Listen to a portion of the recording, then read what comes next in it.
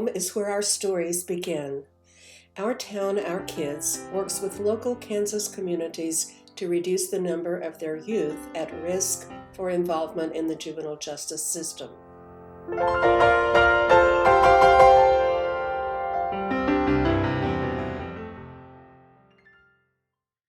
Hi, I'm April Terry. This video is going to provide you with the foundational knowledge about youth and suicide. This is a very complex topic with a lot of information. This video doesn't seek to tell you everything there is to know. Rather, this video will give you information in 3 broad areas. First, the prevalence of youth suicidal ideation and attempts. Second, youth groups at greater risk for suicidal thoughts and attempts. And third, how to work to detect and prevent youth suicide. I want to start with what I see as an alarming statistic. More teenagers and young adults die from suicide than from cancer, heart disease, AIDS, birth defects, stroke, pneumonia, influenza, and chronic lung disease combined. I hope I now have your attention. Let's talk about developmental changes of youth, a topic that has been discussed in greater detail in other training videos. The significance in this video is to understand that between childhood and young adulthood, there are some great transitions and significant cognitive, mental, emotional, and social changes. These transitions are not always easy, and for some can lead to various mental health challenges, placing them at greater risk for suicide. Suicide is the second leading cause of death among youth ages 15 to 24. In the US, the suicide rate is up 33% since 1999. Approximately 1 out of every 15 high school students report attempting suicide each year. 1 out of every 53 high school students report having made a suicide attempt that was serious enough to be treated by a doctor or a nurse. For each suicide death among young people, there may be as many as another 100 to 200 suicide attempts. These statistics just presented represent both boys and girls. For decades, boys in the US have died by suicide far more frequently than girls, even though girls attempt suicide and report contemplating it more often. New data suggests that the gender gap in suicide deaths is narrowing. Research has stated that starting in 2007, suicide rates for girls ages 10 to 14 began increasing annually by about 13% compared to about 7% for boys.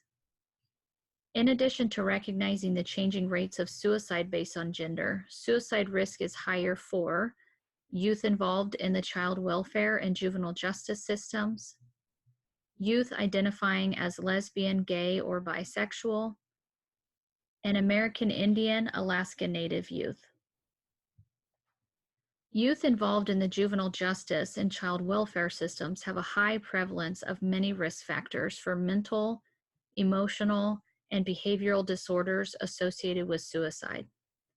Juveniles in confinement and foster care have life histories that put them at higher suicide risk.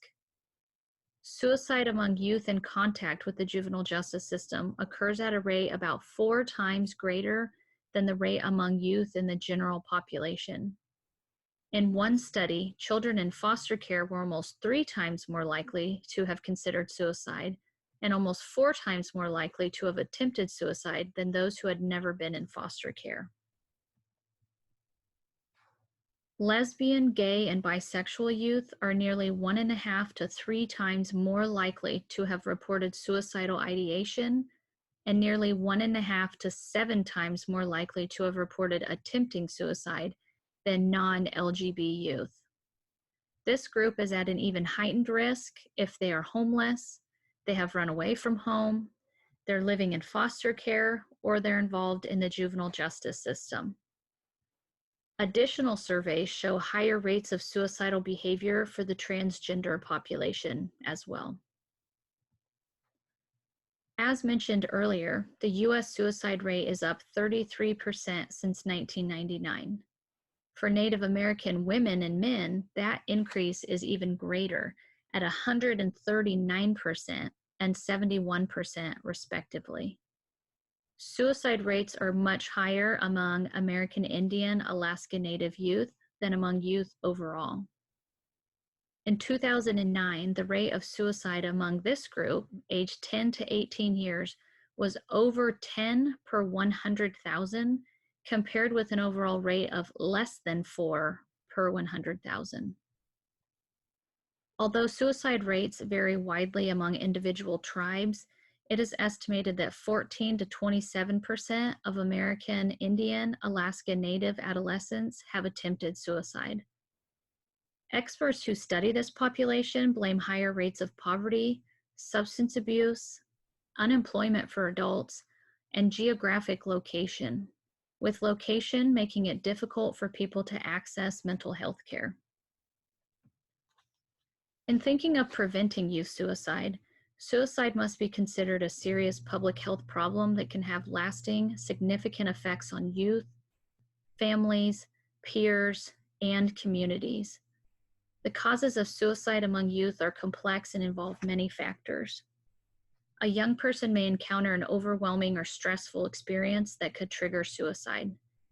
These events may include the loss of an important person through death or divorce, bullying at school and cyberbullying, a sense of failure at school, a relationship breakup, the experience of discrimination, the recent suicide of a friend or relative, or an anniversary of a suicide or death of someone close to them, or incest or child abuse.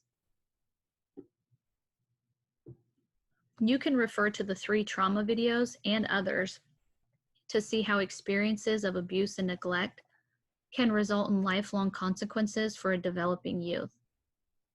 Noticing warning signs is critical. Warning signs for those at risk of suicide may include talking about wanting to die, feeling hopeless or trapped, seeking revenge, feeling like they're a burden on others, giving away personal items, changes in their physical appearances, and academic changes.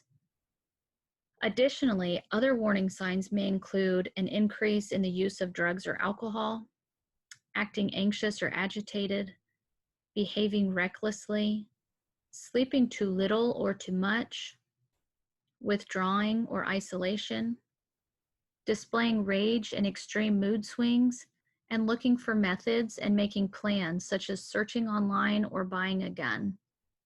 With the last warning sign, research shows that half of youth suicides involve a gun.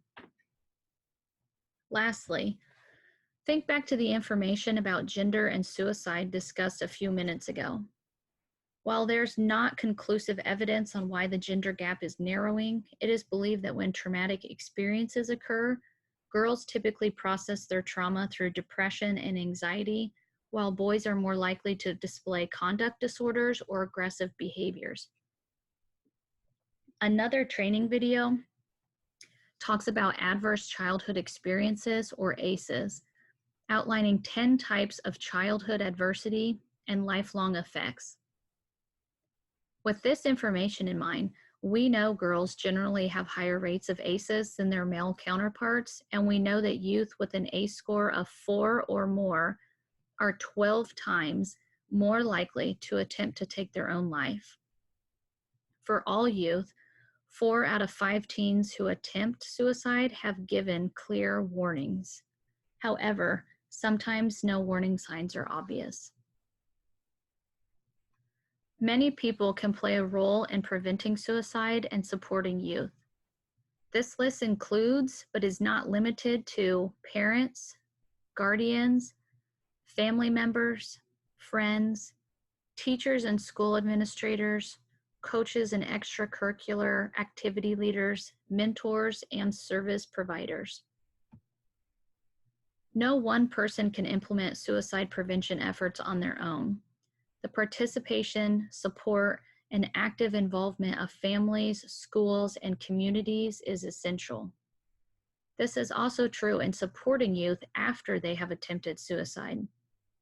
The day following may be one of their hardest days of their lives, a day when they feel exhausted, experience extreme fatigue, and feel angry, embarrassed, and ashamed. The attempt itself, the reactions of other people, and transportation to and from treatment in an emergency department or other healthcare facility may be very overwhelming. In addition to being responsive to the youth and their reaction to the attempted suicide, it is also imperative that we look at extended social networks. Many times, this attempt can generate conflicting feelings among family members, friends, and other members of a school and the groups and communities of which the youth is a member. In other available videos, you can listen to information on trauma-informed care. This approach points out the importance of taking care of all people surrounding the youth, in addition to the youth. We're losing more than 113 youth a week to suicide. It's on us to do better for our youth, our families, and our communities. Thank you. Our Town, Our Kids is a pilot project funded through the Kansas Department of Corrections, Kansas Advisory Group, and the Office of Juvenile Justice and Delinquency Prevention. The university group is K-State Juvenile Justice Collaborative, a multidisciplinary team from Kansas State University, Fort Hays State University, and K-State Extension. Ultimately, Our Town, Our Kids aims to empower local communities with a scalable, comprehensive set of tools which will stand as an exemplar to other counties across Kansas and beyond. For more information, please go to our website at ourtownourkids.org or reach out to us directly with questions, concerns, and feedback. Thank you for your time and attention.